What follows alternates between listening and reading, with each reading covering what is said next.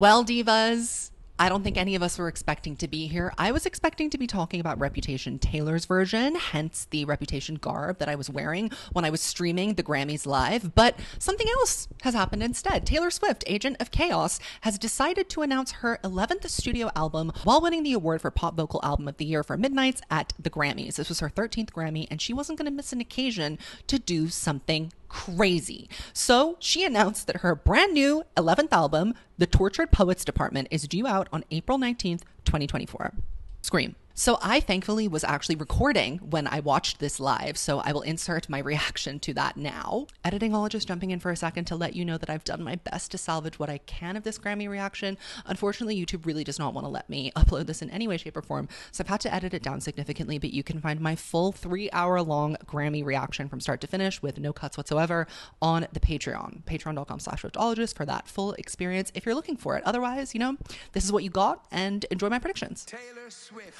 Oh my god, yay! Queen. Humble queen pretending to be supplies. Oh, I'm really happy about her winning this award. It definitely deserves Best Pop Solo Vocal Album. Kelly Clarkson standing up. Olivia clapping like a queen. She's happy. Lana's happy. Adorable. Wow, I'm so surprised. Congratulations, Taylor. It's her 13th Grammy. Wow, okay. Oh, she's announcing something. I knew it. Oh my god. 2 years? Which is that my what is this? Album no. April 19th. No. It's No. The Tortured Poets Department. Ah! What? Backstage. Thank you. Hang on. No. There's a cover? Oh my god. She's such a psycho.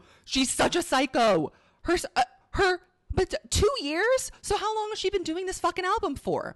I've been keeping the secret from you for 2 years. She started it right as Midnight's. This is. I really can't. The new album, The Tortured Poets Department. No, that's not real. This is a joke. This isn't real. This is not real. This isn't happening. It's not happening.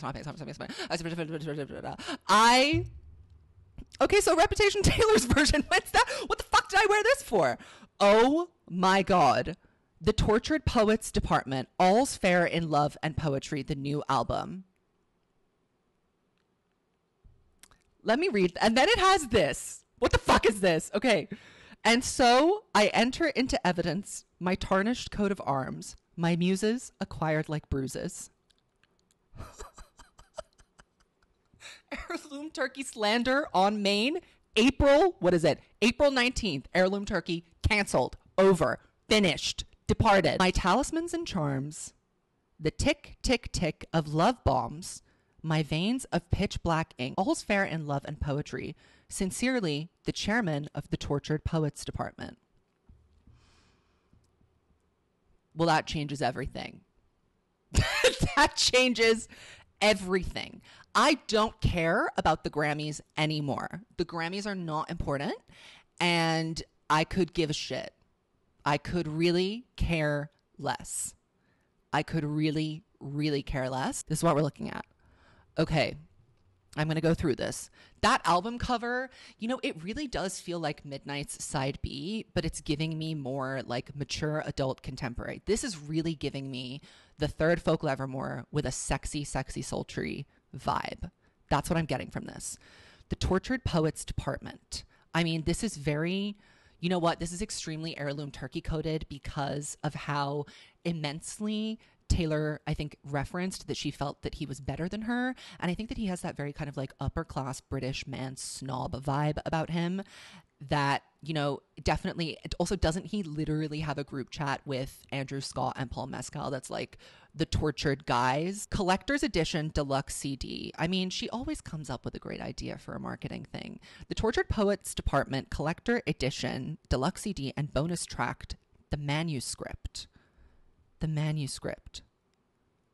Wow. Taylor said that this album was a secret that she's been keeping for the last 2 years. So in my mind, it must mean that the writing period for this brand new record definitely overlapped with or begun very shortly after Midnights was done, was completely finished from a writing perspective. This isn't really a surprise to me, given that we know she's been in this incredibly generative space, what with the re-recordings and all those additional Midnights tracks. Like, it just, ever since Folklore started, really, it seemed like she just has not been able to stop writing. And I have always felt that after Folklore and Evermore, she really wanted to do a third companion album, but had to set it aside for a strategic purpose. And there is a picture of her from February 8th of 2022. She said in her speech, by the way, this was a secret she's been keeping for 2 years. So almost 2 years ago to this day, she was leaving a recording studio holding a big keyboard and a big notebook. We know from the Midnights songwriting timeline that that record was pretty much wrapped up by the end of 2021. So I think this picture was actually taken from one of the writing sections from the Tortured Poets department, which again is out on April 19th. My hunch is, and has always been, and my theories just keep getting proven right if we're really tracking what's been going on here, that she wanted to launch a pop album in tandem with the Eras tour to generate hype and excitement. I mean, if you're trying to get people to come for this, stadium show extravaganza, you're not going to put out the third Folklore Evermore, right? Like, you need to have some sort of new, exciting, gripping pop moment for people to grab onto. So I think that's why Midnights was released, and I think that it felt kind of rushed, and it wasn't attended to in the way that her other albums were. She didn't give any interviews. She hasn't really waxed poetic or talked about how much this album has meant to her, because I really do think that it was kind of rushed and it was a little chaotic because she just needed to get that album out for the tour. But meanwhile, behind the scenes, the real masterpiece was being cooked up in the kitchen. She proved the point that she needed to make after Folklore Evermore, which was, I can still be that pop girl if I want to be. But now, anyway, back to the music that's been challenging me creatively, because let's be honest, Midnights was not a challenging record for her. It was more of the same. It was Taylor Swift on rote Taylor Swift pop production, and it slapped, and we clapped and we cheered, but it wasn't excellent, as I've been saying for months. From what I can see of the marketing materials, I'll get into this a little bit later, this record is definitely pointing in an adult contemporary direction. I'm getting the feeling and the spidey sense that this is something new, something different. She's trying something in a different area, and I'm very excited about that. The album has 17 tracks, including a bonus track, which is the first track we have a title for, The Manuscript. This is like when I heard Mastermind. Truly head empty, no thoughts. And it's pretty long. I think 17 tracks is pretty long. It is seeming somewhat like a concept album with the whole packaging of how it's being presented. Very literary. It's on like letterhead envelopes. There's stamps. There's bookmarks. It kind of reminds me of the branding for the Alcott. It's in a similar vein to that. And I think we might be picking up actually thematically from where Renegade, her collab with Big Red Machine was. I think we might be picking up right from where that left off. And let me tell you why. So we know this is likely going to be a breakup album. The Tortured Poets department, I mean, come on, that's a very expansive concept and fertile ground for a breakup record that allows her to branch off in many different directions. Renegade was the last Folklore Evermore song that was released before we pivoted right back to Midnights and fun, like silly pop. If you really listen to the lyrics, Renegade is an interesting song about the Jover situation specifically, because it's her basically putting someone on notice. She's putting a man, the Heirloom Turkey, on notice and saying, you need to get your shit together so that I can love you. And that song is really about standing in your own truth and your own worth, being bejeweled and waiting for your partner to meet you on that spiritual plane. From what we know about Mr. Joe Alwyn, Heirloom Turkey, noted gobble gobble, he never managed to meet her there. He never managed to get his shit together. And there's a hopeful note in Renegade. However, we know that he couldn't get it together. And so here we are at the Heirloom Turkey Cookout. I mean, I thought I'd never see the day, but here we are, and I can't wait to see it. Let's talk about the poem that was written on letterhead and posted mysteriously alongside the album cover. And so I enter into evidence my tarnished coat of arms, my muses acquired like bruises, my talismans and charms, the tick, tick, tick of love bombs, my veins of pitch black ink, all's fair in love and poetry. Sincerely, the chairman. My immediate thought after seeing this is that this is going to be a very collaborative work, and we're going to see a lot of experimentations and features. She's the chairman of the society, but she's speaking about something larger than her, right? There are other people that are involved in this society. Could this be a supergroup-esque style collaboration with her tried and trues, Jack Antonoff and Aaron Dessner? She's been very inspired by Boy Genius and that supergroup concept for sure. And I think that connection between the three of them is so strong and definitely needs some expanding upon.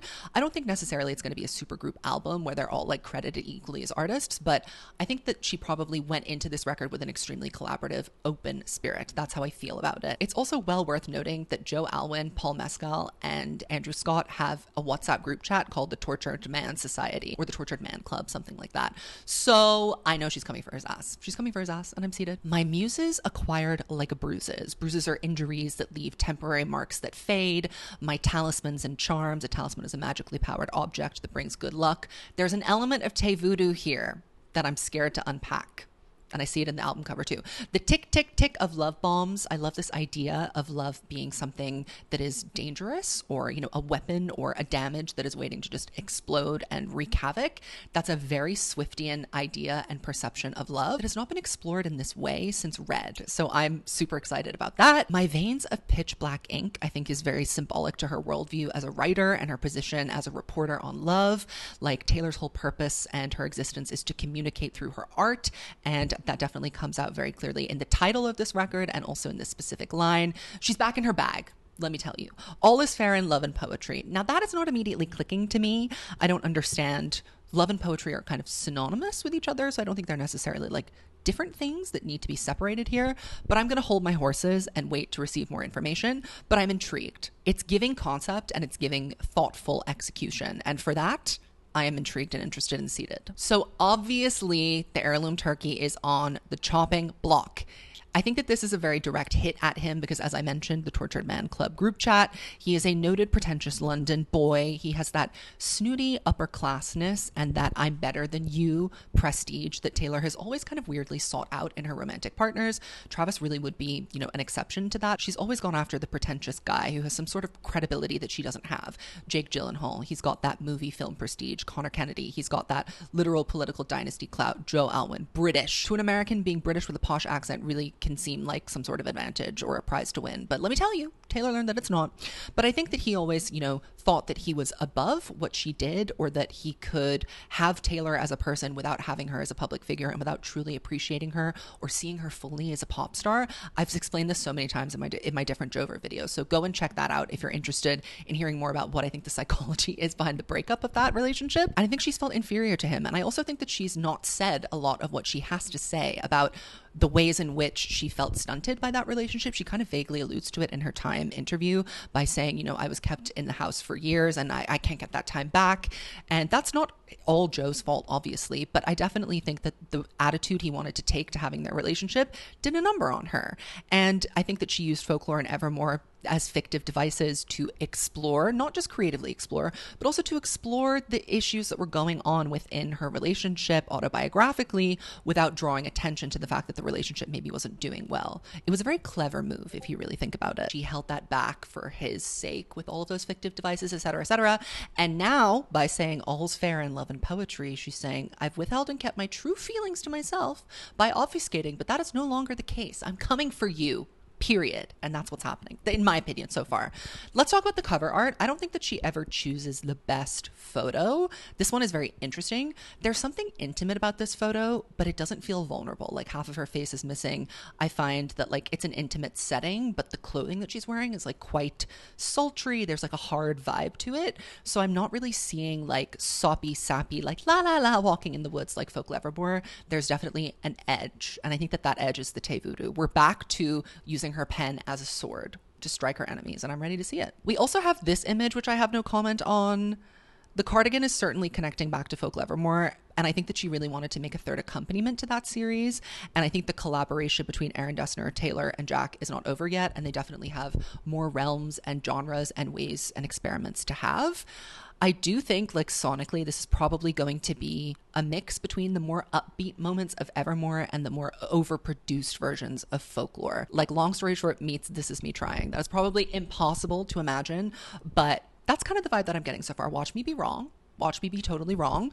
Midnights was kind of exactly what we expected it to be, though. So who knows? But it definitely seems like this is a moment, a departure, a shift. It seems like she's doing something new. She's trying something out. And that I'm super excited about. So I'm going to answer some of your questions because I know that we all have a lot of questions. I'll do my best to answer them. But, you know, I don't know as much as you do at this point. What does this mean for the Eras Tour? So the album comes out on April 19th. And there are a bunch of shows right up until April 19th. So I had heard a rumor from someone that she was going to be putting out a new album at the end of this year and revamping the tour a little bit and continuing the tour into next year. Obviously, the sequencing of that rumor was not correct, but I think that there is probably some truth to the idea that she's going to axe the Midnights part of the show, or maybe even just add a little bit of whatever this new record is going to be onto the end of the show. It really is going to depend on the vibe of the record. If the vibe is a little bit more down-tempo, I would say she might just use the surprise song set as an opportunity to play those songs, or tack them onto Folklore and Evermore, maybe revamp those sets and make them all one story. That could be a really cool thing to do. Or just tack it on at the very end of Midnights and keep going. I mean, would she need to make cuts? I don't know. It seems like she's willing to just go and go and go. So if she has the stamina and she's willing to do it, then I don't see why she couldn't just add 3 or 4 more songs. Maybe she could cut the Midnight set down a little bit. There's certainly some songs that could stand to be trimmed.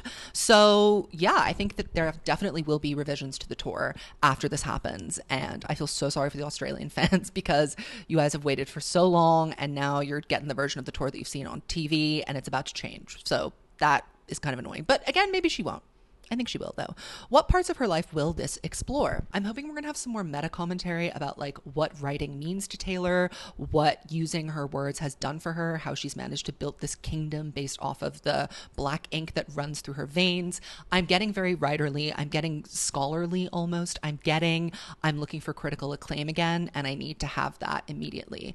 And I hope that in order to do that, we explore some interesting areas of her life that maybe we haven't touched on before. Her psychology is interesting. Her upbringing is interesting. Her approach to being in the public eye is also interesting.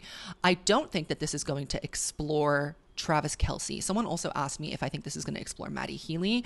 I think she said she's been keeping the secret for 2 years, which implies to me that it was like almost done or that it was like nearly finished 2 years ago.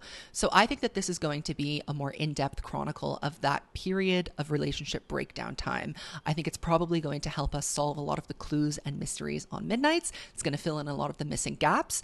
Perhaps it will end with Taylor finding someone new, a begin again moment. But I don't really think this is going to be addressing either of those two relationships. I really see this as addressing the dissolution of something rather than the beginning of something else.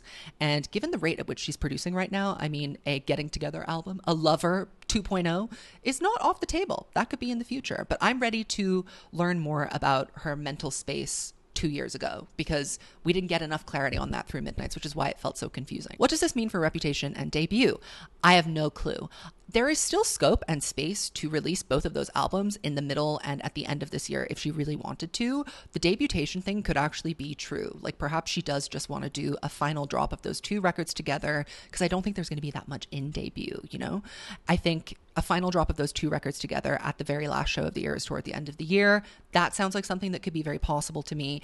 If, however, she's going to extend the Eras Tour into next year and there are rumblings of her doing maybe like a little residency in LA, like multiple shows, I think if she does that, then it could be very possible that she's just going to drag the re-recordings project out until then. It's basically free promo and she doesn't need to do anything other than re-record the songs themselves. It's not like she's even really doing music videos anymore or interviews. So it's actually a pretty low effort thing for her to do. And also using the tour as a vehicle to promote those 2 things is really smart. So I think that we can definitely expect to see at least an announcement of one of those records for this year. It wouldn't surprise me if they came out together. Do you think You're Losing Me is a song that didn't make the cut for this album? No, and I'll tell you why. Because I don't think that You're Losing Me has a lot of clarity. It's the most direct song that we have, but it definitely sounds like a thought that just came straight from her brain and into the song. It was her being honest, it was her being candid, but it didn't really give artful in that sense. It was just very confessional. So I think this record to me seems a little bit more highbrow, a little bit more high concept. And I think that the production elements are also going to be very different. And You're Losing Me has a very Midnights production sound to it. I would hope that there's going to be more live instruments. I would hope that there's going to be more collaborators here. I definitely do think that there is scope for her to have a bunch of different collaborators. Any feature predictions? That was a question that I got. I think that we will have the usual suspects. We'll have Jack and Aaron. I could absolutely see there being space for some more Lana Del Rey collaborations here. I think that her and Phoebe Bridgers have been really like close friends and have inspired each other creatively. A boy genius moment. Gracie Abrams, maybe if we're very unlucky. And what are my predictions predictions for the rollout? Will we get a song? Will we get a track list? I think that she saw a lot of success with the Midnights model, and we know with Taylor that mystery drives hype and drives sales. So I think the closer she plays her cards to her chest, the more successful the album will be. Unfortunately, I think that probably means that we're not going to be getting very much information at all until the album actually comes out. Now, if she really wanted to gag, she could start playing some of the songs as surprise songs on the tour, because there are a bunch of tour dates leading up to it. That would be the most effective marketing tool, I think, to like keep the news of the album relevant and interesting in news cycles without her having to get out there and do interviews and performances on TV shows, which she clearly isn't really interested in doing anymore. There's an opportunity for the Taylor Swift marketing machine to really kick into overdrive and to make all parts of her branding, promotion, and marketing in-house, which is kind of interesting. So I'll be excited to see how that develops. Do I think that she's going to push herself sonically and lyrically? Yes. I think that the kind of elevated album aesthetic that we've been given here is her holding herself to a bit of a higher standard. And I am excited to see where she's going to go with that. Obviously, she knows how to write a song. And I'm curious to see how the evolution of her craft has continued after she, did the kind of 1, 2, 3, let's go, bitch of putting Midnights out and having a pop moment. Do you think this album will have different forms of poetry or a poetic style? It seems a bit on the nose. It is a bit on the nose. Taylor Swift is very on the nose. She doesn't really do hidden references. If she's gonna go in a different direction or go with a new theme, she's gonna smack you over the head with it. So I am interested in how poetry is going to factor into this record. I'm wondering if some of the marketing materials, some of the additional bonus content, will that lean into the poetry of it all? Songwriting is not poetry after all. It is something that is different. So I'm wondering if she's using poetry as like a metaphor, as like a theme, rather than like actually writing poetry or talking about poetry itself. Is she talking about her life as poetry? Is she talking about the experiences that she's had as being fodder for poems? Who knows? It could be so many different things, and I'm so excited to unravel and unpack all of them with you here on Swiftologist. I mean, we have something to talk about for the next couple of months now, don't we? Leave your comments down below and let me know what you think this album is going to be. What is your prediction? What do you think is going to happen in the future? I'm so excited. I'm going to the Eras Tour so soon. I'm going to be going to so many shows. Maybe I'll be surprised by something from the 11th studio record. I mean, who knows? Who knows? All right, I will see you in my next one. Goodbye, Swifties.